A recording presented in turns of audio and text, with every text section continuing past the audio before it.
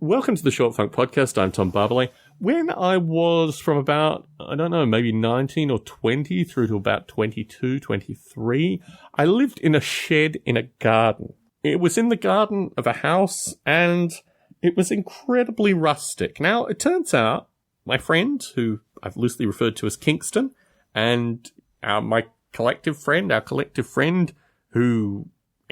he now lives very close, like literally 2 minutes walk from the shed. So when I arrived there early one morning, I'm saying about 7:30, like not break of dawn early, but certainly early, I said to Kingston, why don't we just go on a walk? Why don't we go on a walk to the shed? And we did. Quite organically, we were having a conversation associated with ELANs and, the various structures and folks that have created ELANs and all this kind of stuff, which is the place that Kingston comes from and the subject of part of my book, at least, Field of Chaos. Anyway, so we had a perfectly nice conversation associated with various intellectuals that created a utopian society, at least for their generation. Then, eventually, we found the shed.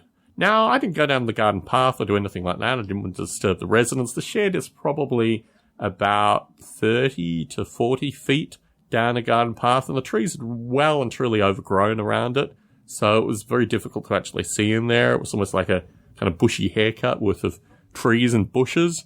You kind of peer down and actually see the shed through that, or a little bit of it. It made me think about my time there. I mean, I spent, 2 years at least in that environment.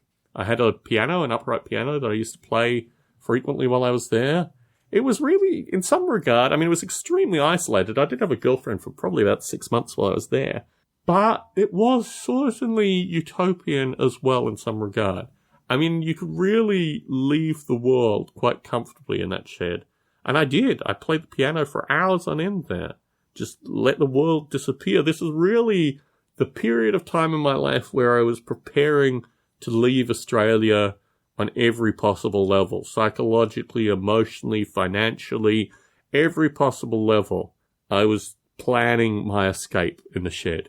And to see that it still exists, and it's around a few modern builds. They've knocked down some of the houses and actually built some modern houses there, which is quite interesting. But to see that it's still there, who knows who lives in the shed? The previous guy who lived there before me was kind of a wild man. And I guess by rights, I was also kind of a wild man living in the shed. But it's still there. And it was part of an organic walk, conversation. Really very nice to see it once again. Get a sense of it continuing on. I was there, I left in 99, so 17 odd years before, and it's still there. Structure's still there. House is still there. Yeah. Tom Barbalet in San Jose, signing out.